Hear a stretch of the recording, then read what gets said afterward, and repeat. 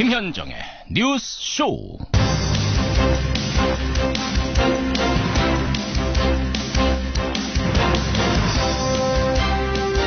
애청자 여러분 안녕하십니까. 1월의 두 번째 주 참 바쁜 한 주가 시작됐습니다.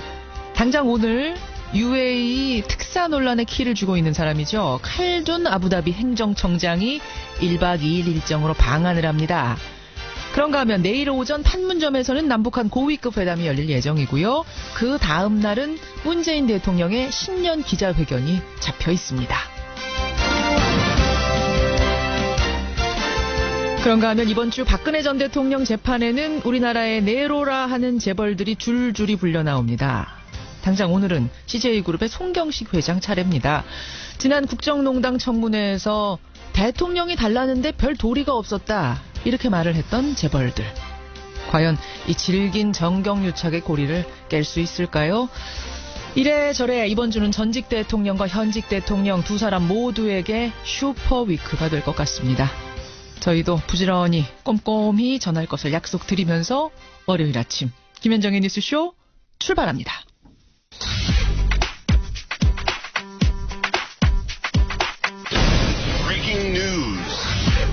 김현정의 뉴스쇼가 주목한 오늘의 포인트, 김정훈 기자 나와 있습니다. 어서 오세요, 김 기자. 네. 참 뉴스가 많은 아침, 첫 그렇습니다. 포인트는 어딘가요? 네, 남측의 조명균, 북측의 리선권입니다. 예, 남북 고위급 회담. 그러니까 대표단 이름이 나온 거예요? 그렇습니다. 남북한이 내일 판문점에서 회담을 여는데 예. 어제 각 5인씩으로 구성된 대표단 명단을 교환했습니다. 예. 수석 대표로는 우리 측에서는 조명균 통일부 장관, 북측에서는 리선권 조국평화통일위원회 위원장이 맡았고요. 조명균 장관은 각종 남북회담에 참여해왔고 특히 2007년에는 2차 남북정상회담을 수행해온 대표적인 북한 협상통이죠. 네. 리성건 위원장 역시 우리에게도 잘 알려진 협상통으로 꼽히는데 두 사람이 회담장에서 직접 얼굴을 맞대는 건 이번이 처음이라고 하네요. 그래요. 이와 함께 우리 측에서는 천혜성 통일부 차관, 노태강 문화체육부 차관, 북측에서는 전종수 조평통 부위원장, 그리고 원기루 체육성 부상 등이 포진해 있는데요. 남북한 10명 중에 차관급 인사만 6명입니다. 그래요. 그리고 통일부의 장관과 차관이 다 출동했잖아요. 그렇습니다. 이런 경우도 굉장히 드물죠. 상당히 힘이 실린 회담이다, 이런 생각이 드는데 평창올림픽 참가에만 국한된 회담이 아니다, 이런 느낌도 들고요. 그렇습니다. 예, 우선은 신변 안전 보장이나 체류비, 그리고 남북 단일팀 구성 등 북한의 올림픽 참가와 관련한 논의가 당장의 안건이긴 하죠. 일단은 올림픽입니다. 예. 하지만 남북한 긴장 완화나 이산가족 상봉으로 그 안건이 확대될 가능성 적지 있어요. 않거든요. 예, 예. 내일 만남에서는 향후 논의될 의제들을 아마 엿볼 수가 있을 것 같네요. 근데 이제 논의가 다방면으로 확산이 되면은 또 거기에서 얘기들이 많아져요. 네. 전제 조건들도 많아지고 그러면서 또 꼬이길 수가 있기 때문에 그런 것도 감안하면서 신중하게 하나하나 접근을 해야겠다, 이런 생각이 듭니다. 내일입니다. 다음 포인트 뭔가요? 네, 미스테리의 열쇠 칼둔의 방한입니다. 네, 제가 앞서도 말씀드렸죠. UAE 아랍에미리트의 칼둔 행정청장 오늘 한국에 옵니다. 네. 근데 정상급이 아닌 중동 인사의 방안에 이렇게 관심이 집중된 적이 있었던가 싶네요. 그러게요. 임종석 대통령 비서실장의 UAE 방문 의혹을 풀어줄 것으로 기대를 모으고 있기 때문이죠. 예, 예. 오늘 1박 2일 일정으로 방한하는데 칼둔 청장은 UAE 왕세자의 최측근이고요. 임 실장의 왕세제 예방 때 자리를 함께했던 인물입니다. 그러니까 임종석 실장 특사 방문 후에 논란이 이어졌는데 네. 그에 대해서 청와대는 칼둔 행정청장이 방한하기만 하면 진상이 가려질 것이다, 이렇게 언급을 해왔거든요. 그동안 탈원전 정책에 따른 외교 갈등이다, 아니면 뭐 지난 정부 군사 협정을 둘러싸고 이견이 있었다, 이런저런 말들이 많았는데요. 그렇죠. 그 의혹들 두고 칼둔 청장의 입에 정치권의 관심이 모아지고 있습니다. 예, 논란이 어떻게 종식이 될지 오늘 한번 지켜보겠습니다. 마지막 포인트 가죠. 네, 인천 여고생 집단 폭행 논란이네요. 사실은 부산의 그 온몸이 피투성이가 됐던 여중생 폭행 사건, 그 장면이 저는 아직도 생생한데 이번에 네. 인천이에요. 그렇습니다. 이번엔 인천이고요. 여중생이 아닌 여고생입니다. SNS상에 안면이 심하게 붓고 곳곳이 멍이 든 한 여학생의 사진이 올라서 네티즌들이 공분을 했거든요. 예, 예. 경찰 조사 결과 한 여고생이 인천 남동구 거리에서 또래 여학생 그리고 20대 남성 등으로부터 6시간 동안 집단 폭행을 당했다고 하고요. 또 성매매를 강요당했다는 그런 논란까지 있습니다. 성매매까지 강요당했다. 네, 그런 논란이 있네요. 폭행당한 상태에서. 네. 경찰이 지금 가해자들을 모두 파악한 상태라고까지는 저희가 파악을 했습니다. 이후 사건은 조금 더 저희가 취재를 해보죠. 여기까지 김재원 기자 수고하셨습니다. 네. 국가정보원 특수활동비 뇌물사건 재판은 이제 곧 시작됩니다. 박 전 대통령은 이 사건 재판 변호인으로 유영하 변호사를 선임했습니다. 박근혜 대통령의 변호를 맡은 유영하 변호사입니다. 공정한 수사와 재판을 받을 권리는 대통령에도 당연히 존중되어야 합니다. 예, 박근혜 전 대통령이요, 호위무사로 불리는 유영하 변호사를 다시 불러드렸습니다. 여러분 잘 아시다시피 박 전 대통령은 지난해 10월에 구속기간 연장에 반발하면서 사선 변호인단 다 사퇴시켰죠. 이후에 국선 변호인단이 꾸려졌지만 단 한 번도 접견조차 해주지 않았습니다. 사실상 재판을 보이콧해온 거죠. 그런데 지난주 국정원으로부터 36억 5천만 원의 뇌물 받은 혐의로 추가 기소가 되자 곧바로 유영하 변호사를 변호인으로 선임한 겁니다. 이걸 어떻게 바라봐야 될까요? 어떻게 해석해야 될까요? 정의당 노회찬 원내대표 오늘 첫 순서로 만납니다. 노 원내대표님 안녕하세요. 네, 안녕하십니까. 그러니까 이미 국정농단 혐의 22가지로 기소돼서 재판을 받고 있는 거잖아요? 네, 그렇습니다. 예, 근데 국정원으로부터 특활비 받았다는 혐의는 이번에 따로 기소가 된 거예요. 예, 그렇습니다. 별건이죠. 예, 별건으로. 근데 그동안 국정농단 사건의 재판은 일절 거부해오던 박 전 대통령이 왜 이 국정원 특활비 사건에 대해선 적극적인 방어로 돌아선 걸까? 이거 어떻게 보세요? 네, 국정농단 사건에 대해서는 일체 혐의를 부인하고 정치 보복에 불과하다. 예. 자신은 정치적 희생양이다라고 얘기를 했고요. 그렇죠. 국정농단 사건에도 뇌물죄가 적용되었습니다. 예. 그러나 이 뇌물죄는 더 구체적으로 제3자 뇌물죄로서 자신이 그 돈을 직접 받지는 않았다. 사고는 최순실이 지고 내가 뒤집어 쓰고 있다. 이렇게 그 변명을 해왔거든요. 돈의 종착지는 내가 아니라 최순실이다. 이걸 네, 계속 그랬었죠. 강조했잖아요. 근데 이번 건 같은 경우에는 본인이 직접 받겠다고 얘기를 했고 본인이 직접 받았고 본인을 위해서 사용한 것이 거의 확인되고 있기 때문에 예. 정치적 희생양이라고 이제까지 변호해 왔는데 불구하고 국정농단에서는 정치적 희생양이다 얘기했는데 이번 사건에서는 사익을 추구한 파렴치범으로 이렇게 되는 거죠. 그렇죠. 예, 그에 따라서 좀 강력히 그 자신을 변호해야 되겠다. 아하. 이렇게 생각을 한 것 같습니다. 국정원 특활비는 돈의 종착지가 본인이에요, 박 전 대통령. 의상비, 확인되고 있습니다. 그렇죠. 주사비, 기치료비 이런 것에 썼다는 게 확인이 되고 나니까 이거 방어 못하면 나 정치 보복 당하고 있다. 나는 정치적 희생양이다. 이 프레임 자체가 깨져버리게 되는 거군요. 그렇습니다. 바로 그 점이 핵심이죠. 이것을 나는 적극적으로 방어하겠다라는 자세로 유영하 변호사 선임. 그게 이제 한 가지 이유일 테고 또 한 가지는 실질적인 부분인데 특정원 특활비 혐의가 추가로 만약 인정이 된다 그러면 형량도 상당히 무거워진다면서요. 그렇습니다. 이게 특히나 이제 국가 재산을 갖다가 이렇게 쓴 것이기 때문에 훨씬 더 형량이 무거워지고 또 추징까지 되게 돼 있어요. 추징까지? 네, 여기서 이제 뇌물로 받은 금액만큼은 또 추징하게 돼 있는데 그렇게 되면 지금 이제 본인의 그 드러난 신고된 공식 재산은 삼성동 주택을 최근에 매각한 그 재산인데 68억. 예. 그것의 그 절반 이상이 현재 뇌물 그 수수액으로 지금 되어 있기 때문에 상당히 재산상 관계에서도 좀 절박감이 있다고 보여집니다. 그러면은 36억 5천을 다 추징하는 건가요? 예, 그거는 이제 재판부에서 이제 아직까지 그 판결을 하지 않았기 때문에 두고 봐야 되겠습니다만 기본적으로 지금 뇌물로 받은 것이 36억 5천으로 지금 추정되고 있고요. 사용처가 확인된 부분이 있고 그렇지 않은 부분이 있고 있죠, 그렇죠. 확인 과정에 사실이 있습니다. 그리고 쓰고 남은 돈을 갖다가 그게 얼마고 어디다 보관하고 있는지도 지금 확인이 안 되고 있지 않습니까?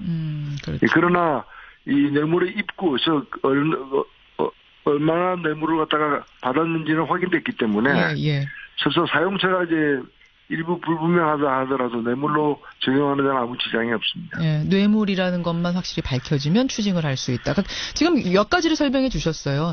정치적 희생양, 정치 보복이라는 프레임을 지키기 위해서라도 적극적으로 방어를 해야 되고 또 한 가지는 형량에 대한 부분, 또 한 가지는 경제적인 부분까지 다 합쳐서 이번에는 막아야겠다. 내가 나서야겠다. 이 생각을 한 것이다. 뭐 사용처 얘기가 나왔으니 말입니다만 36억 5천만 원 가운데 16억 5천만 원은 이재만 전 비서관이 맡아서 관리를 해왔던 겁니다. 의상실 운영비, 기치료비, 주사비. 근데 문제는 20억 원이에요. 20억 원 노회찬 의원님. 정호성 네네. 정 비서관이 박 대통령한테 직접 전달했다는 20억인데 직접 전달을 했다는 사람은 있으니까 박 전 대통령 수중으로 들어간 것만은 확실한데 이걸 어디에 썼을까? 이게 현금이라서 이걸 밝혀낼 수 있을까 모르겠어요. 이재만 정무관이 관리한 돈에서 지출됐다고 하는 것에는 얼마 전에 확인되었던 친박 인사들의 총선 출마를 관리하기 위해서 여론조사 비용으로 5억 이런 건 빠져 있거든요. 예. 그래서 그런 까지 다 합치게 되면 금액은 더 늘어날 걸로 보이고요.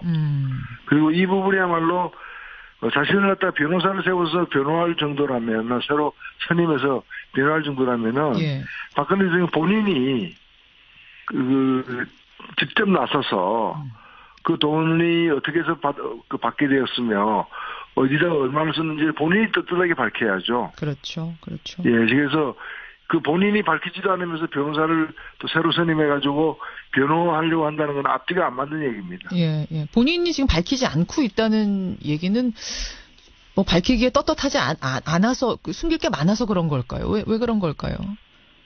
예, 그야말로 본인이 답해야 될 부분인데 박근혜 전 대통령 당시에 이 공모범죄에 관련된 몰수 특례법이 개정이 됐어요. 예. 전두환 전 대통령 몰수 때문에 생긴 일인데, 그래서 이 시효가 3년에서 10년으로 늘었습니다. 10년으로 추징 시효가 늘고. 예, 그래서 박근혜 전 대통령의 재임 기간 전체가 다 여기 포함되는 거고요. 맞아요. 충분한 시간적 여유가 지금 있는 상황이에요. 게다가 가족이나 측근 명의로 숨긴 재산까지도 추징할 수 있도록 이렇게 바뀌었었잖아요. 네, 그렇습니다. 예. 그래서 정황을 알면서 취득한 재산이라거나 또 그로부터 유래된 파생된 재산까지도 다 추징할 수 있도록 되어 있기 때문에 예.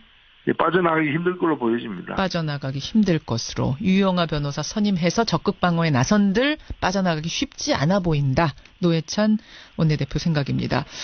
알겠습니다. 박근혜 전 대통령 어쨌든 국정농단 사건에 이어서 이번에 국정원 특활비 뇌물상납 사건 2개의 재판을 각각 받게 된 상황인데요. 이 각각 어떻게 흘러가게 되는 건가요? 일단은 별건입니다. 최종적으로 대법원이 이제 판단을 내린 서울중앙지법에서 판단 내린 것이 예. 기존의 재판을 받고 있는 국정농단 사건의 22부 형사 22부에서 재판을 받고 있는데 예. 이 건은 거기서 계속 다루는 게 아니고 남재준, 이병기 등 전 국정원장의 특활비 사건을 다루고 있는 데가 형사 32부입니다. 예, 거기다가 특활비끼리 따로 모여서 이렇게 따로 재판할 수 있도록 했기 때문에 이 두 개의 재판이 별도로 진행되게 되는 거죠. 그렇게 가다가 중간에 합쳐지나요? 이런 경우에는 그냥 합해질 수도 있지만은 지금으로서는 그냥 일단은 1심이니까요. 예. 1심에서는 그냥 가게 되고 이걸 나중에 합산하게 될 겁니다. 예, 1심에서는 일단 따로 가고 2심부터는 합산하게 될 가능성이 크고 박근혜 전 대통령이 그럼 재판에 다시 모습을 드러낼까 이 부분도 궁금한데 기존의 국정농단 재판은 계속 보이콧하면서도 이 국정원 뇌물 사건 재판에는 직접 출석할 가능성도 있습니까? 그렇습니다. 이 형사 일단 22부 재판은 변호사도 다 사임했고요. 국선 변호사도 지금 거부하고 있는 상황이기 때문에. 접견 거부입니다. 예. 그리고 법정 출두 요구에도 지금 응하지 않고 있는 사실상 보이콧가 완벽하게 이렇게 실현되고 있는 상황이고요. 예. 32부 이 재판, 이번에 새롭게 특활비와 관련된 재판은, 일단 재판이 박근혜 전 대통령과 관련해서는 재판이 진행되지 않았는데, 변호사를 선임했으니까, 그렇죠. 변호사가 출정을 하겠죠. 예. 하게 되면 이 재판에서 과연 그러면 박근혜 대통령이 국정농단 사건과 달리 출두할 것인가가 이제 처음에 관심이 되는데, 논리적인 차원에서 보자면은, 변호사까지 선임해가 방어하려고 해서 본인이 직접 나서서 아니라고 얘기를 해야 되는 건데 그렇지 않다면 스스로 이제 모순에 빠지는 상황이 되고 또 22부 재판은 몸이 안 좋아서 지금 나갈 수 없다라고 얘기를 했는데 명분이 그거였죠. 네, 그렇습니다. 그런데 이 32부 재판에는 또 아픈 몸에도 불구하고 나온다는 게 앞뒤가 안 맞는 거죠. 스스로 지금 굉장히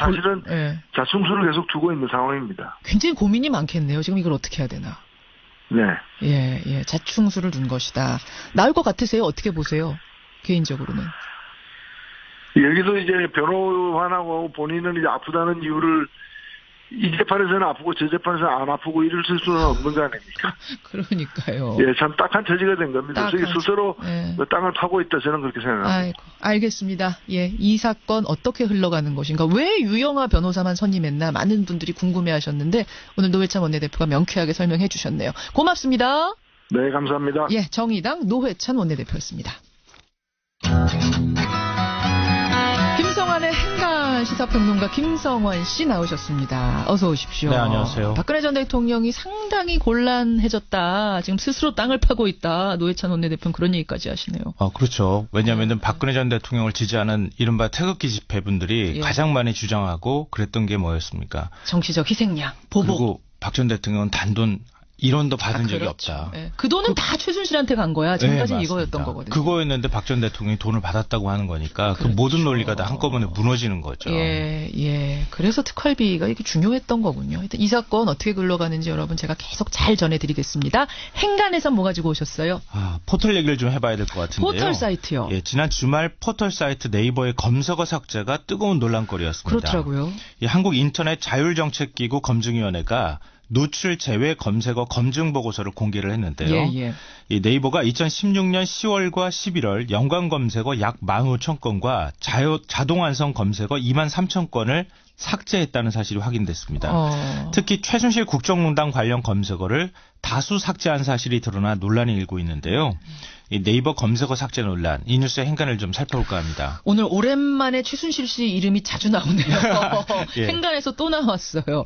우선 연관 검색어, 자동 완성 검색어 이거는 이미 프로그램화가 돼가지고 자동으로 뜨는 거 아니에요? 네, 맞습니다. 예를 들어서 김현정 이렇게 치면 자동으로 뭐가 나오는 게 막 있던데. 김성환 이렇게 뜨겠죠. 그러니까. 김성환도 뜨고 뭐 여러 사람 그렇죠. 뜹니다. 뉴스쇼, 예. 뭐 행간 이런 그렇죠. 것도 뜨고. 그렇죠. 나이 뭐 이런 것도 뜨고 막 그렇죠. 뜨더라고요. 그걸 누가 인위적으로 조작하는 게 아니라 예. 자동으로 이른바 컴퓨터 프로그램 알고리즘이라고 하는 것 때문에 자동으로 뜨는 거거든요. 그렇죠. 거기에 개입을 해서 검색어 일부를 삭제를 했다는 얘기입니다. 그러니까 대표적인 사례 하나만 말씀드리면 예. 국정농단 사태가 한창일 무렵에 최순실이라는 검색어를 치면 쓰레기와 미친이라고 하는 단어가 다시 연관 검색어로 자동으로 떴어요. 최순실 쓰레기, 예. 최순실 뭐 미친 이런 식으로. 네, 뭐 이런 식으로. 사실 뭐 욕설이라서 방송에서 적절치 않은 얘기인데 박근혜 이렇게 치면 극혐, 젊은 뭐 이런 단어가 연관 검색어로 떴어요. 근데 네이버는 쓰레기와 극혐은 욕설이라는 이유로 예. 젊은, 미치는 미완성 단어라는 이유로 삭제를 했습니다. 그런데 검증위원회의 시각은 좀 달랐는데요. 쓰레기라는 단어는 욕설이 아니라 의견으로 봐야 한다. 그래서 삭제 이유가 불충분하다 이렇게 얘기를 했습니다. 그러니까 원래 욕설이면 삭제할 수 있게 돼 있나 봐요. 그렇죠. 규정상. 욕설 같은 경우에 좀 부적절할 수 있으니까요. 욕설이 아닌 것인데 왜 삭제했느냐 지금 이 부분이 논란인 거군요. 네, 맞습니다. 그러니까 이런 식으로 해서 전체적으로 네이버가 검색어 삭제에 개입을 했는데 그 개입의 적절성에 있어서 좀 문제가 있다. 이런 보고서가 나오니까 논란이 확 불거지게 된 거죠. 그런 거군요. 국정농단 관련 검색어를 삭제한 네이버. 이 뉴스의 행간 이면 들어가 봅니다.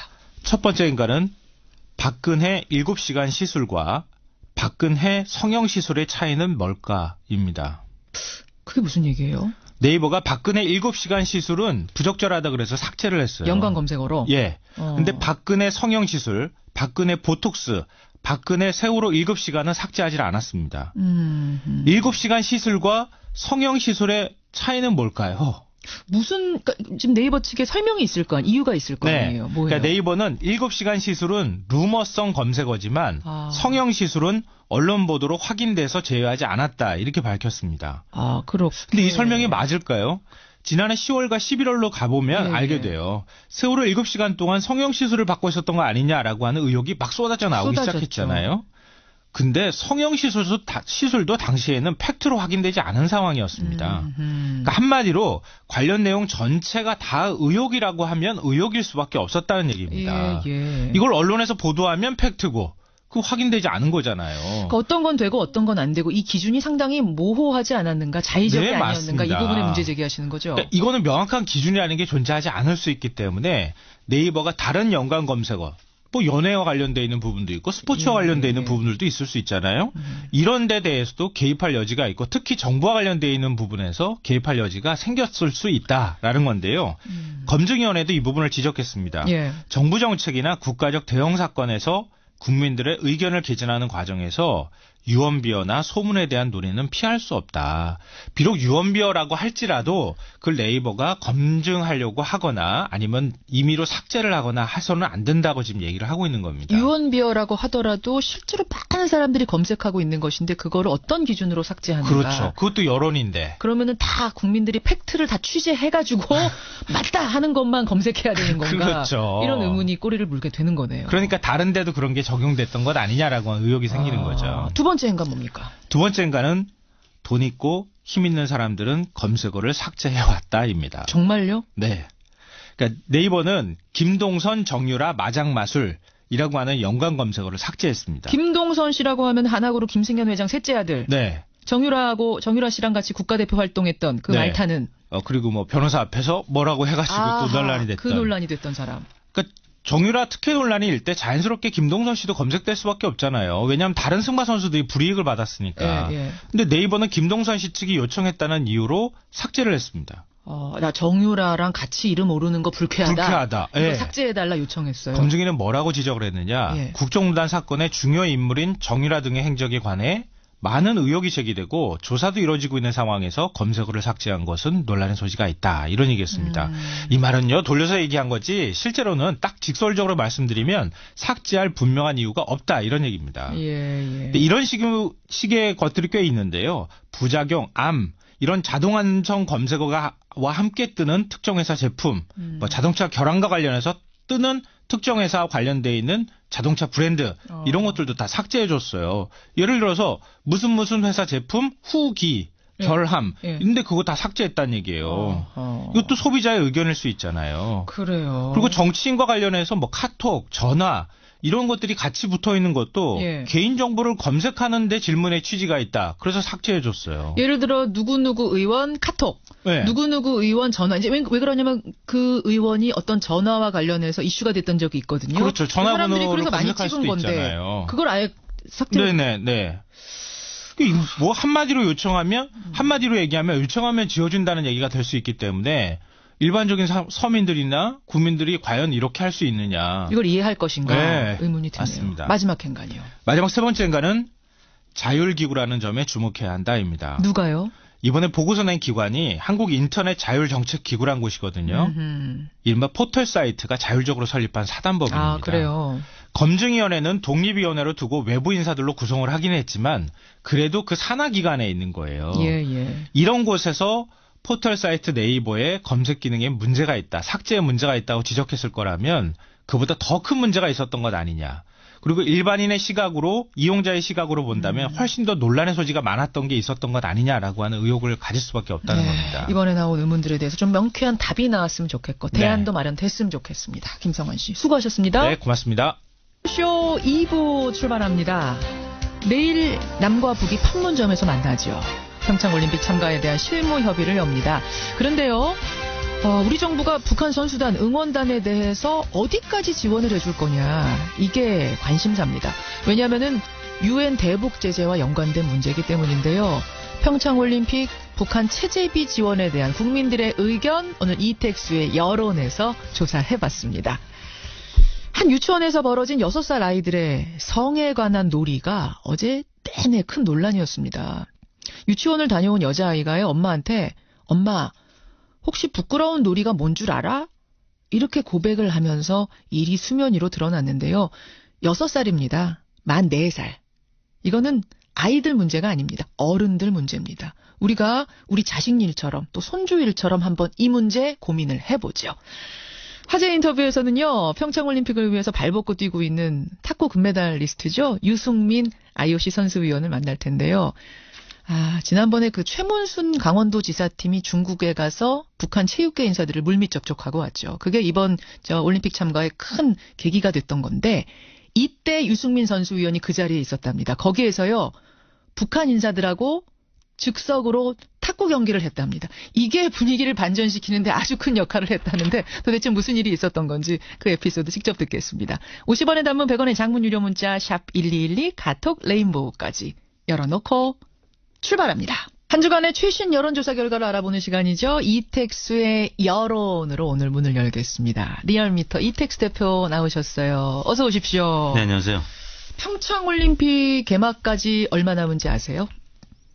한 달 정도 남지 않았나요? 아, 정확히 아시네. 오늘로써 32일 남았습니다. 네. 표 혹시 예매하셨어요, 이 대표님? 아니요, 아직 예매를 못했습니다. 가서 꼭 보고 싶은, 현장에서 나는 봐야겠다 하는 이런 경기 하나 꼽으라면? 저는 이상화 선수의 스피드 스케이팅 경기 꼭 보고 싶습니다. 이상화. 네. 이유가 특별히? 팬이기도 하고요. 네. 또 이번에 일본 고다이라 선수의 좀 열세를 보이고 있는 상황이기 때문에 굉장히 잘한 일본 선수가 있어요. 네, 3연패 하면서 반전의 드라마를 쓸 수 있을지 예, 기대가 되기 때문에.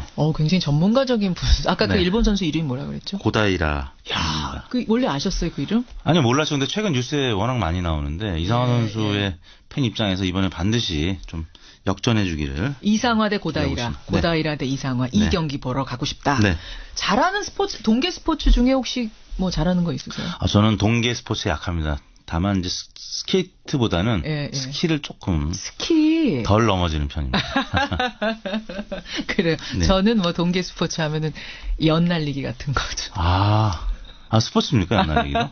우리의 문화. 네네. 문화 스포츠. 그래요. 동계 스포츠 얘기 잠깐 했는데 네. 사실은 지금 김정은 위원장 신년사가 나온 후로 급속도로 북한 대표단의 평창 참가가 진행이 되고 있죠. 네. 어디까지 진행이 된 겁니까? 우리 측 제안으로 실무 준비를 위한 남북 고위급 회담이 내일 예정이 되어 있습니다. 예. 장차관 양측 합쳐서 6명이 참석하기로 해서 모처럼 고위급 회담이 성사가 그렇죠. 됐는데요. 예. 판문점에서 내일 열리는데 어제는 내일 회담에 참여할 북한 측 인사 5명이 발표가 됐습니다. 예. 신속하게 진행이 되고 있는 편입니다. 그렇죠. 내일 아마 만나고 나면 굉장히 많은 뉴스가 쏟아질 거예요. 그럼 우리나라뿐만 아니라 전 세계의 이목이 네. 집중될 겁니다. 평창 분위기도 상당히 고조될 것 같습니다. 그런데 뭐 참가 좋습니다. 여기까지 이의를 제기할 분은 없을 텐데 북한 대표단의 체제비를 지원하는 문제. 그러니까 체제비라고 그러면 뭐 숙식비, 교통비 이런 거 다 포함되는 네. 거죠.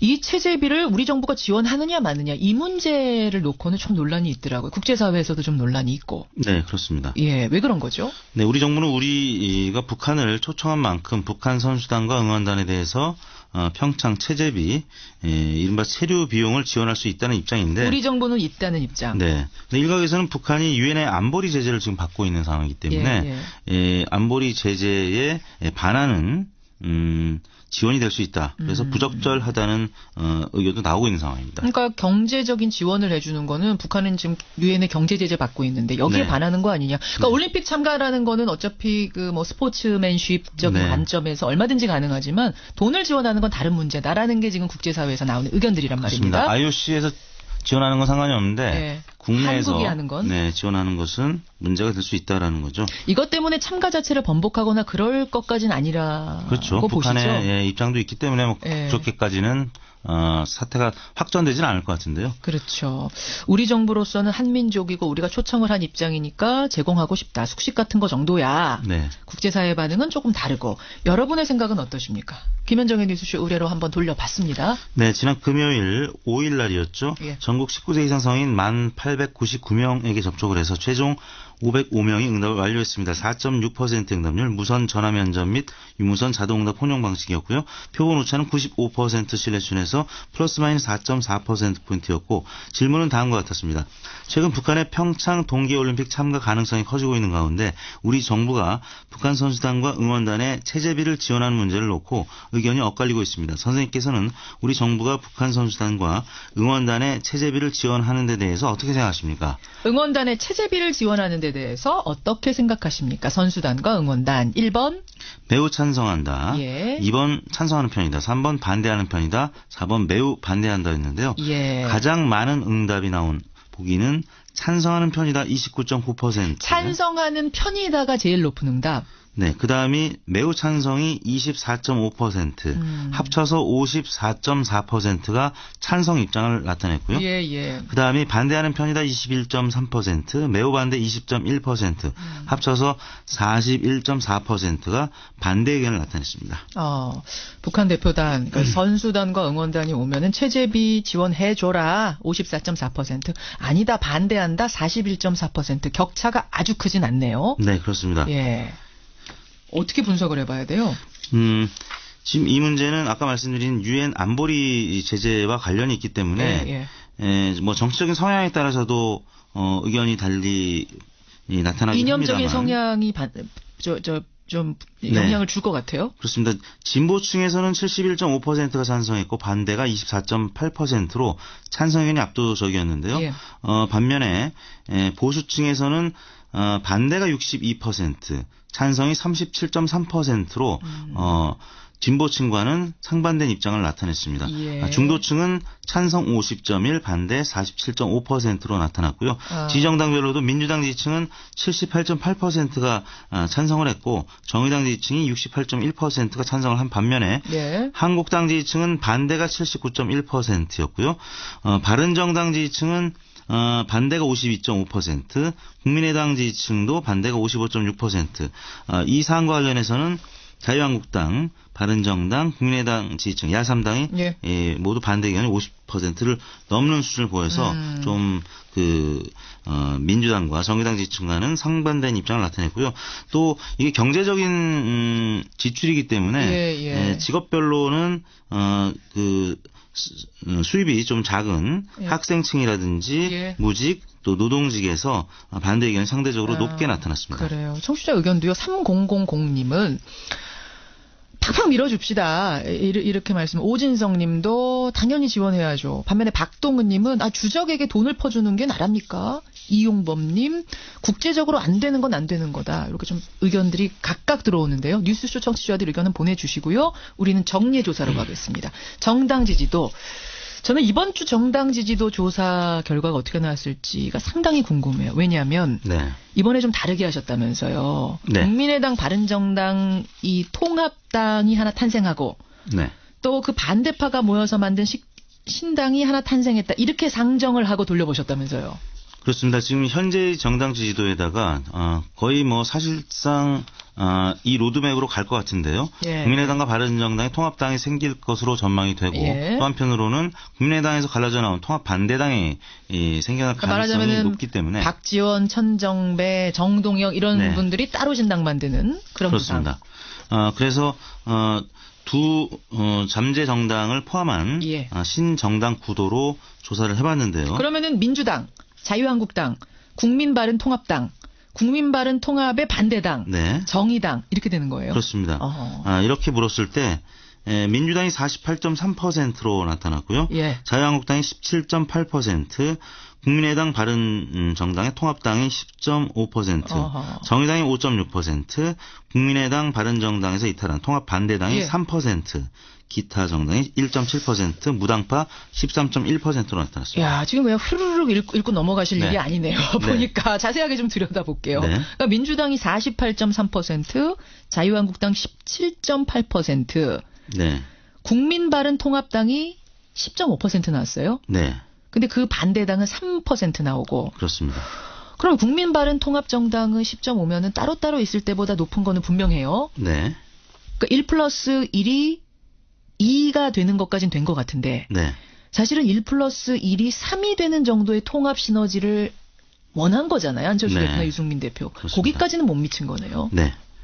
지금 최근 신정 연휴를 전후해서 발표된 다른 조사기관들의 결과를 보면 한국당을 앞서는 결과가 나오기도 했는데 맞아요. 그 조사들을 보면 두 가지 다른 점이 있었습니다. 하나는 보기에서 조금 전 소개해드린 국민의당, 바른정당, 통합 반대당을 포함시키지 않은 조사들이 다수였고요. 또 하나는 질문 과정에서 일종의 점화 효과, 영어로는 프라이밍 이펙트라고 하는데요.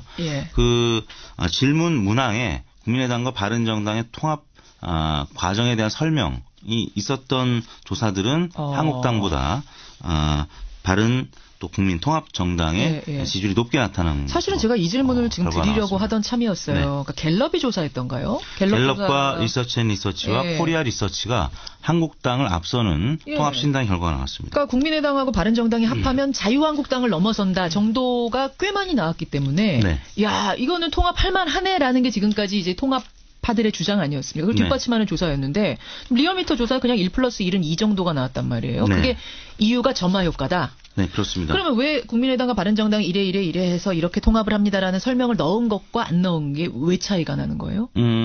어떤 질문 심리예요? 과정에서 한 번 더 언급된 후보나 정당은 다른 후보나 정당에 비해서 유리한 결과를 항상 나타내 왔는데요. 설명을 조금이라도 더 해주면. 그렇습니다. 2014년 가을쯤에 반기문 전 유엔 사무총장이 출마 가능성이 점쳐졌을 때 이런 식으로 질문 과정에서 반기문 총장을 한번 언급하고 질문한 조사와 그렇지 않고 그냥 원오브댐으로 질문 과정에서 언급하지 않고 질문했을 때는 거의 2배 이상 차이가 났습니다. 2배. 그러니까 질문하면서 여러분, 자 대통령은 누구 뽑으시겠습니까? 지금까지 반기문은 이래 해서 출마한다고 합니다라는 걸 넣은 것과 안 넣고 누구 뽑으시겠습니까? 하고 1번 누구, 2번 누구, 3번 반기문 이렇게 하면 2배 차이가 나요? 가령 정봉주 전 의원이 서울시장 출마 가능성을 시사하지 않았습니까? 근데 저희가 만약에 내일 조사할 때 정봉주 전 의원이 복권이 돼서 서울시장에 출마 가능성이 보도가 되고 있습니다. 다음 후보 중 누구를 지지하시겠습니까? 하고 정봉주, 박원순 이렇게 물어진다면 차이가 나요. 정봉주 의원이 다른 후보에 비해서 한 2배 이상 높게 나타날 수가 있습니다. 이걸 지금 뭐라고 하셨죠? 전문 용어로? 점화 효과. 프라이밍 이펙트. 요거 하나 배웠네요. 이야, 이게 굉장한 거네요. 그렇습니다. 그래서 일반 개인 후보들을 상대로 한 조사에서는 이 조사 설문을 선관위에 이틀 전에 신고하면 아마 못하게 할 겁니다. 근데 정당 조사에 있어서는 아직까지는 이견을 제시하는 정당이 없었기 때문에 넘어왔는데 만약에 이걸 한국당이라든지 민주당에서 선관위에 문제 제기를 한다면 이 논란이 다시 법률적인 부분으로 확전될 수가 있을 것 같습니다. 리얼미터 조사는 설명 없이 담백하게 그냥 보기가 나갔던 조사라는 거 요거 설명을 드리고요. 시간이 많이 갔네요. 문재인 대통령 국정운영에 대한 평가, 문재인 대통령 지지도 짧게 하고 가죠. 네, 문재인 대통령의 1월 첫 번째 주 국정수행 평가가 4주 만에 다시 70%를 회복했습니다. 몇 나왔어요? 71.6%였는데요. 지난주에 68.5였는데 71.6 뛰었네요. 3%포인트가량 올랐습니다. 원인은 어떻게 분석하십니까? 역시 그 평창올림픽 대표단 파견 및 남북 당국 회담 제의 이 김정은 신년사에 대한 대통령의 즉각적인 환영 입장 표명 및 또 판문점 회담 제의 지금 순조롭게 남북 평화 무드가 지금 진행이 되고 있기 때문에 그런 기대감으로 지지율이 오른 것 같습니다. 이번 조사는 지난 화요일부터 금요일까지 2일부터 5일까지였습니다. 나흘 동안 전국 19세 이상 유권자 35,425명의 통화를 시도해서 최종 2,010명의 응답을 완료했습니다. 5.7%의 응답률, 조사 방법은 같았고요. 표본 오차는 95% 신뢰 수준에서 플러스 마이너스 2.2%포인트였습니다. 여기까지 오늘의 여론 이택스 대표 수고하셨습니다. 네, 감사합니다.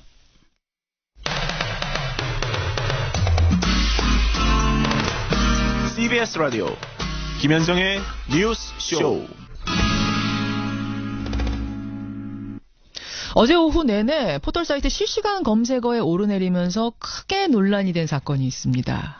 그런데 뜻밖에도 유치원 유아들 사이에 벌어진 일입니다. 6살 남자아이가요, 여자아이들에게 부끄러운 놀이를 하자 이러면서 성적인 놀이를 재촉한 겁니다. 이게 알려지면서 학부모도 원도 발칵 뒤집힌 일인데요. 요사이 유아기관에서는 이런 일들이 자주 발생한답니다. 유아를 둔 학부모들 걱정이 커지고 있는데 오늘 이 문제를 좀 조심스럽게 한번 접근해 보려고 합니다. 성교육 전문가 이경희 선생님 연결을 해보죠.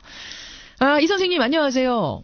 네, 안녕하십니까. 그러니까 서울의 한 유치원에서 무슨 일이 벌어진 거예요? 네, 제목이 부끄러운 놀이라고 저도 기사를 통해서 접하게 되었는데요. 네, 6살 먹은 여자아이가 엄마에게 엄마 부끄러운 놀이가 뭔지 알아? 이렇게 말을 꺼냈어요. 유치원 다녀온 아이가 엄마한테? 네, 그래서 어머님이 굉장히 놀라셨지만 놀라는 척을 안 하면서 뭐야? 엄마한테 한번 알려줘봐. 이렇게 얘기를 했더니 아이가 이제 바지, 팬티 이런 속옷을 벗고 자기의 성기를 엄마한테 보여주면서 뭐 가슴까지 이렇게 보여줬다는 그런 사건을 접하게 돼서 어머님이 놀라신 사건이었죠. 성기를 보여주면서 엄마 이게 부끄러운 놀이야. 이거 보여주는 게. 네. 그러면은 이런 이제 엄마가 놀라서 유치원에 전화하셨겠죠? 그러셨겠죠. 이런 일을 당한 다른 아이들도 있었단 얘기예요? 네, 기사에 보니까 그 아이뿐만 아니라 뭐 다른 2명의 다른 피해 아동도 있었다. 이렇게 밝혀졌네요. 그 아이도 이 일에 대해서 다 얘기를 하고요? 부모들한테? 그렇게 지금 이 엄마에게 말을 한 친구는 건강하게 말을 해서 다행인데, 예. 근데 그렇게 이야기하지 않고 자꾸 숨기고 피하는 아동도 있었다고 합니다. 그러면은 말하지 않은, 그냥 속으로 숨기고 있는 다른 여자아이들이 또 있을 수 있다는 얘기네요? 네, 그럴 수도 있겠죠. 그래요. 이 일을 겪은 후에 아까 그 부끄러운 놀이를 물어봤던 그 아이 좀 이상한 행동을 보였다면서요? 네, 뭐 이 이유가 반드시 이 일이라고 보기는 어렵지만 보통 6살 정도의 아이면 뭐 배변의 이런 훈련은 다 끝나는 상태인데 예. 많은 뭐 혹시라도 변을 많이 보고도 옷에 묻었는데 그런 상황을 빨리 이야기하지 않고 그냥 참고 있다. 이런 것들이 그런 영향이 전혀 없다고는 볼 수 없겠죠. 대변을 그러니까 6살 아이인데 그냥 네. 팬티에 대변 보고도 말을 안 하고 그냥 참고 있어요. 그러던 일이 없던 애가. 그렇죠. 그러니까 아마 이 속옷이나 이런 부분들을 보여주는 거, 엄마에게조차도 이야기하고 보여주는 것이 좀 자연스럽지 않다는 그런 느낌이 있으니까 아이들이 그런 행동을 할 수 있었다고 봅니다. 그러니까 이제 엄마가 깜짝 놀라실 수밖에 없었겠네요. 근데 이게 지금 그 아이뿐만 아니라 다른 아이도 비슷한 부끄러운 놀이 하자라는 걸 재촉을 받았었다라고 얘기를 한다면 네. 유치원 선생님들이 조금 더 관심을 가졌었다면은 아실 수 있었을 텐데 전혀 몰랐다 그래요? 글쎄 유치원마다 상황이 좀 다르지만 어쨌든 선생님들께서 이렇게 면밀히 보면 아이들의 행동이 다 볼 수 있었는데 물론 사람이 그 전체를 모두 다 볼 수는 없겠지만 물론 그렇습니다만 아이가 이제 피해를 본 아이들이 한 명이 아니고 뭐 여러 명이었다면 아마 그런 과정이 진행되면서 좀 더 면밀하게 아이들을 관찰하셨으면 아마 드러날 수 있는 문제가 아니었을까 이렇게 봅니다. 근데 유치원에서는 지금 몰랐다는 입장인 거죠? 네. 자, 이런 사례가, 이런 일들이 지금 이 유치원에서뿐만 아니라 종종 요즘 벌어지는 일이라면서요? 네. 안타깝게도 종종 벌어지고 그럴 때마다 사실 원에서도 놀라고 부모님들은 더 말할 것도 없고 이런 일들이 뭐 종종 발생합니다. 그래요. 아니 사실은 6살입니다, 여러분. 6살. 우리 나이로 6살이면 만 4살인 거잖아요, 선생님. 네. 원래 소아기들은 제가 알기로는 그 소아기의 발달 과정을 보면 구강기, 항문기, 남근기 뭐 이런 식으로 발달을 한다면서요. 네네. 그럼 지금 이 나이가 항문기에서 남근기 넘어가는 그 시기인 건 맞죠? 네, 맞습니다. 그런 것에 관심이 많은 그런 게 자연스러운 시기인 건 맞죠? 네, 충분히 자연스러운 시기고 호기심이 왕성한 시기죠. 그렇죠. 근데 그게 지금만 그런 게 아니라 그 소아기 발달 과정은 과거에도 그랬을 텐데 왜 유독 요 사이에 유치원에서 그 자연스러운 발달 과정을 넘어서는 듯한 그런 일들이 벌어지는 걸까? 왜일까요?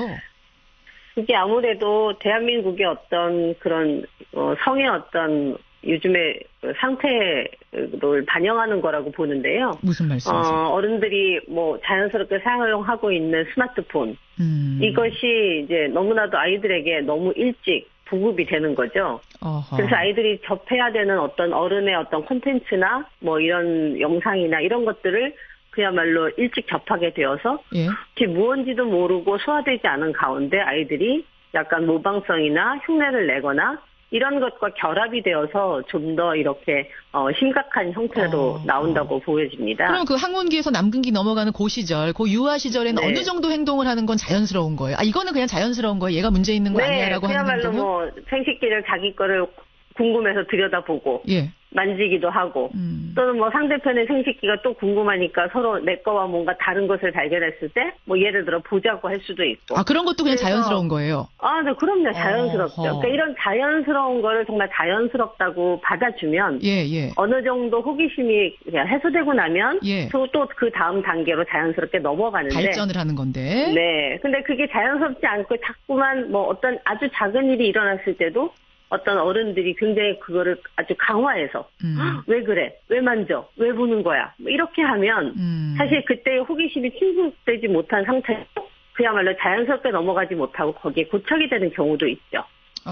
그리고 또 거기에다가 지금 왜곡된 미디어들이 아이에게 맞지 않는 수준의 미디어들이 무차별적으로 아이에게 보여지면서 아이들의 성의식이 왜곡이 되는 거고, 뭔지도 모르면서 그냥 이상한 걸 따라하는 거군요. 그렇죠. 본능적으로. 자연스럽지 않은 것을 그냥 뭔지도 모르고 따라하게 되는 경향이 있습니다. 하하, 그래요.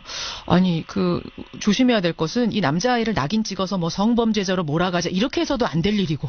절대로 안 됩니다. 그거 아니고요. 그렇다고 해서 또 이거 아무것도 아니야. 여자애들 다 참고 다 덮고 넘어가 또 이럴 정도 상황도 아닌 것 같고. 네, 물론입니다. 어떻게 그럼 이런 일이 벌어졌을 때 상황을 인식하고 어떻게 대처하는 게 어른들이 지혜로운 건가요? 네. 이 사건의 기사에서도 났듯이 처음에 어머님이 그 여자아이에게 어떻게 된 일이야? 라고 물어봤을 때 친구가 분명히 그렇게 얘기를 하죠. 남자친구가 이름을 대면서 하라고 했어. 근데 안 하면 괴롭힌다고 했어. 이게 핵심입니다. 두 아이가 정말 좋아서 호기심에서 그 자연스러운 것을 우리 한번 볼래? 보여줄래? 이래서 둘이 그냥 한번 봤다면 이거를 보게 됐던 그 상황을 처음 맞닥뜨린 교사든 어른이든 그랬어? 정말 들여다봤어? 그래서 네 기분이 어땠어? 두 아이에게 물어보고 아이들이 재밌었어? 좋았어? 아니 그냥 이렇게 아무렇지도 않게 넘어가면 그렇게 한번 했구나. 그래, 한 번 했으니까, 이제 두 번은 하지 말자, 이렇게 자연스럽게 넘기시면 되는데. 그게 이제 만 4세한테, 6살짜리한테 맞는 대처법이란 말씀이세요? 그럼요. 그런데 이제, 분명히 이 아이가 말한 것처럼, 안 하면 괴롭힌다고 했어. 근데 그 안에 이거 말고, 이런 문제 말고, 다른 일상적인 이야기가 많이 포함되어 있는 거죠. 그렇기 때문에 괴롭힘을 당하지 않으려면, 혹시라도 얘가 나랑 놀아주지 않는다고 하면, 아이는 싫어도 그 행동을 같이 할 수밖에 없는 상황이 생기죠. 여기 이제 강압이 꼈기 때문에 문제라는 거군요. 그렇죠. 그래서 절대로 어른들이 이런 문제를 해결할 때 놓치지 말아야 될 것은 성으로만 보시는 게 아니라 아이들의 전반적인 생활과 같이 보셔야 되는 거죠. 그래요. 자, 이야기가 나온 김에 요맘때 아이들 키우는 학부모들이 진짜 평소에 어떻게 아이들을 성교육시켜야 되는지 굉장히 헷갈려 하세요.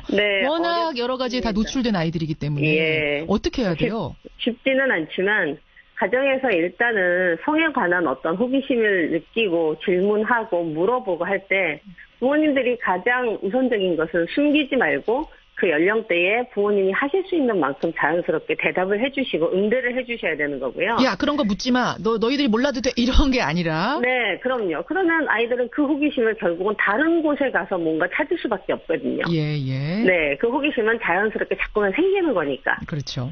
네, 그리고 우선적으로 가장 모든 부모들이 뜻을 같이 해줘야 돼요.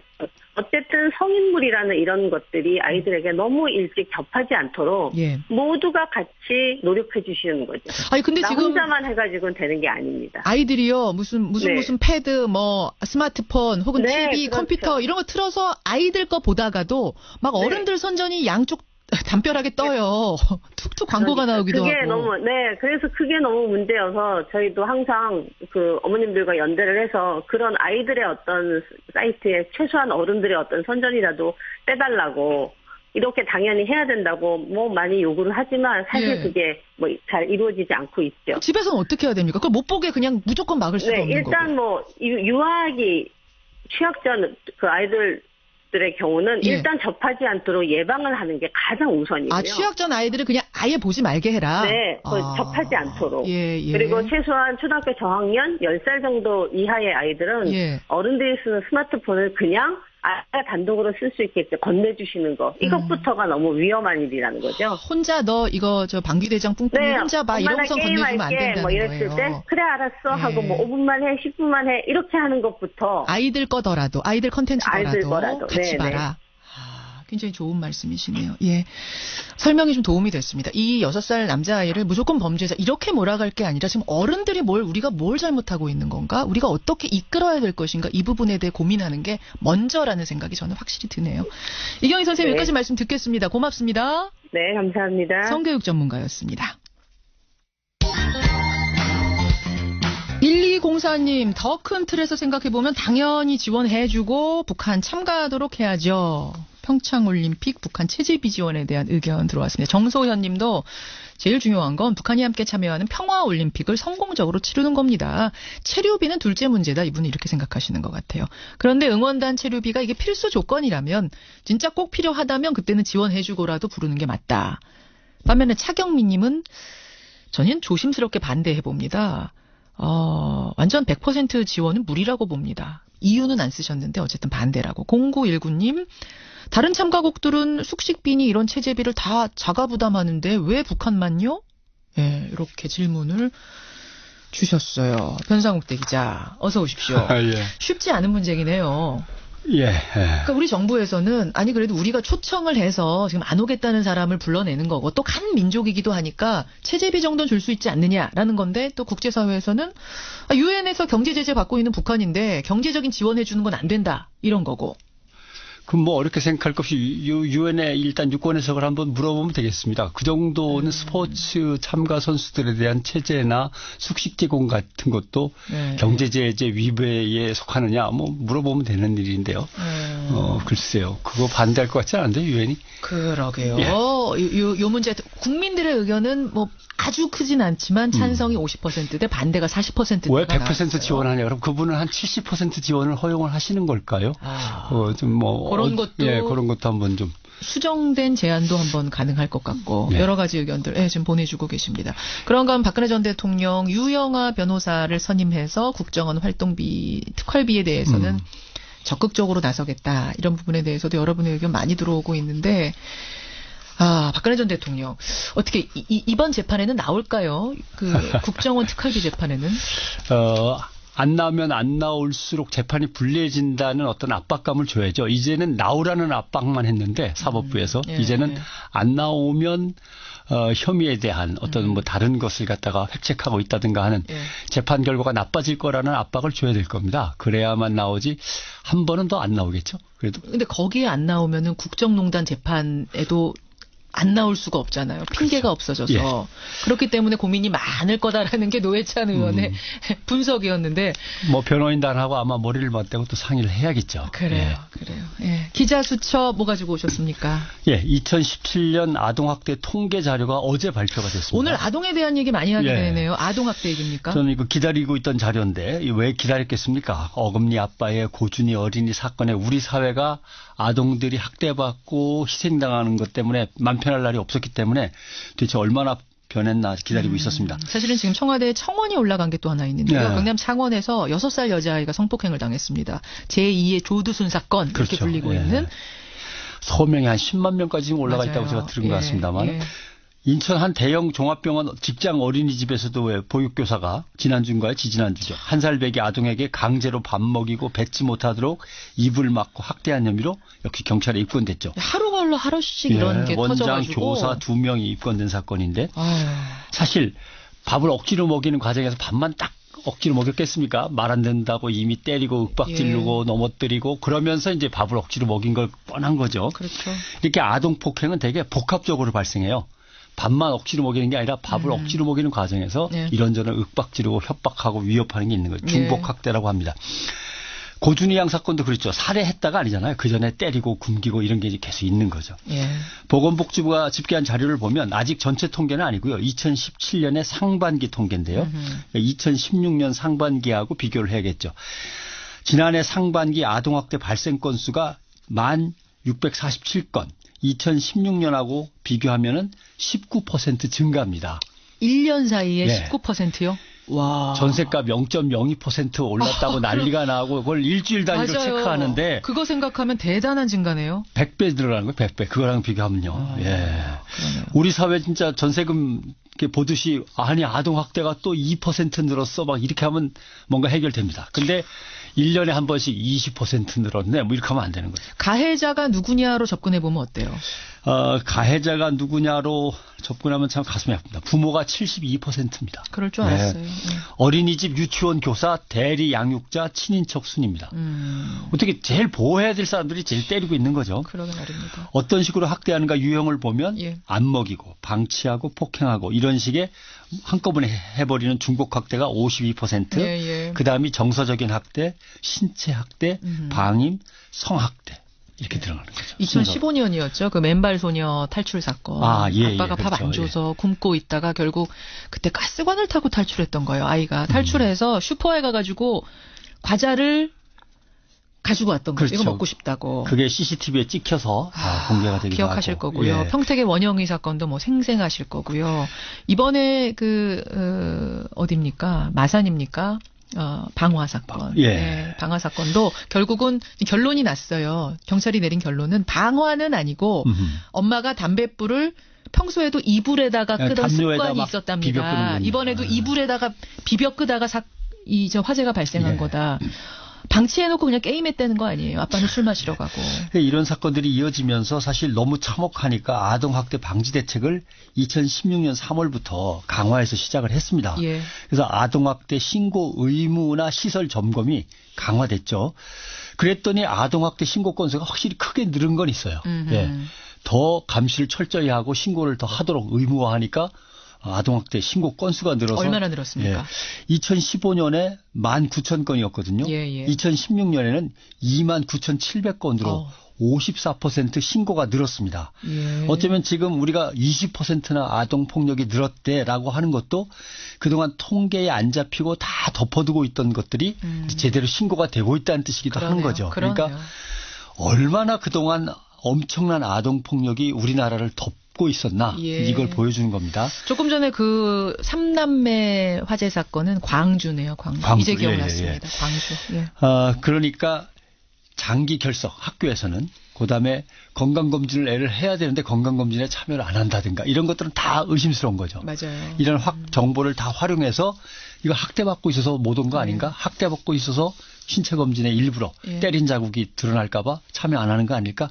다 발굴할 책임이 학교와 어린이집, 보육시설 등에 다 이제 있는 겁니다. 그렇죠. 그래서 이렇게 해서 뭔가 의심스러운 아동은 읍면동 복지센터로 연계해서 이제 공무원이 찾아가야죠. 그래서 위기에 놓인 아동을 조기에 발견해서 치유하거나 예방하는 시스템으로 빨리 가야 되는데 이게 아직 속도가 느린 거죠. 이러면서 아이 많이 낳아라. 아이고. 이런 캠페인 펼친다는 것 자체가 넌센스 아닌가요? 그렇죠. 2013년 통계입니다마는 아동종합실태조사를 보건복지부가 했을 때 OECD 국가 중에서 우리나라 아동의 삶의 질이 최하위였다는 거는 뭐 아마 기억을 하실 겁니다. 어렴풋이. 그런데 삶의 질도 나쁜데 거기에 학대, 폭행, 살해까지 이걸 어떻게 풀어야 하나라고 하는 거고요. 또 하나 생각해 볼 거는 어금니 아빠 사건, 고준이 어린이 사건 잘 보면 그 부모들이 성장기에 문제가 있었어요. 물론 성장기에 부모들 문제가 있었으면 다 그렇게 된다는 건 아니지만 그렇죠. 그래도 2017년 2만 명에 이르는 아동폭력 피해자 중에 상당수는 다시 또 폭력 어른이 될 가능성이 농후하다. 이렇게 되는 거거든요. 그러니까 지금 악순환의 고리를 끊어야죠. 그렇죠. 그러니까 부모들도 이제는 인식을 해야 됩니다. 내가 애한테 요새 너무 야단치는 거 아닌가. 애만 보면 화가 나는데 하면 분노 조절 장애가 있는지 이건 심리치료 받아야 됩니다. 자기가. 내가 아이한테 화내고 있는 순간 반드시 떠올리세요. 나는 지금 괜찮은가? 내가 지금 이렇게 내가 하면서 뭔가 굉장한 스트레스 받고 있는 건 아닌가? 심리치료를 받아야 되고요. 그다음에 피해 어린이도 이제는 안 맞는데 이제는 굶지 않는데 라고 하면 끝난 게 아닙니다. 그 아이가 갖고 있는 트라우마에 대해서 계속적으로 치유를 갖다 해서 몇 년이 되더라도 치유를 끝내지 않으면 그 아이의 삶의 질은 나아질 수 없는 거죠. 그래서 아동학대는 중추신경계나 정신장애, 정상생활을 어렵게 하는 후유증이 많다고 하니까요.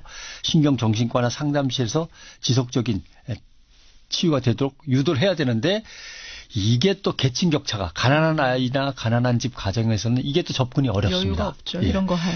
이것까지 체계적인 시스템을 마련하는 게 지금 급선무로 돼 있는 거죠. 지난주까지 참 고준희 양 사건 때문에 많이들 마음 아파했는데요. 오늘 아동학대에 대한 통계 자료 변상욱대 기자가 분석해 주셨습니다. 수고하셨습니다. 고맙습니다. 평창올림픽이 이제 한 달여 앞으로 다가왔습니다. 선수들 피땀 흘리는 거는 말할 것도 없고요. 흥행을 위해서 보이지 않는 곳에서 뛰는 분들도 참 많이 계십니다. 오늘 화제 인터뷰는 그분들 가운데 한 분을 만나보죠. 바로 2004 아테네 올림픽의 탁구 금메달리스트죠. 유승민 IOC 선수위원. 지금은 우리나라 유일의 IOC 위원으로 활약을 하고 있습니다. 지난달에요. 강원도 추문순 지사가 북측 인사들 만날 때, 중국 가서 만날 때, 그때 유승민 선수위원도 동행했었다 그럽니다. 그 자리에서 북측 인사들하고 탁구 시합을 한 것이 분위기 바꾸는데 단단히 한몫을 했다는 이런 전언이 들려오는데요. 자, 확인하죠. 유승민 IOC 선수위원 연결해보겠습니다. 유승민 의원님 안녕하세요. 네, 안녕하세요. 유승민입니다. 그러니까 중국에 가신 게 지난달이죠? 네, 12월에 다녀왔습니다. 아니, 어떻게 하다가 탁구를 치게 되셨어요?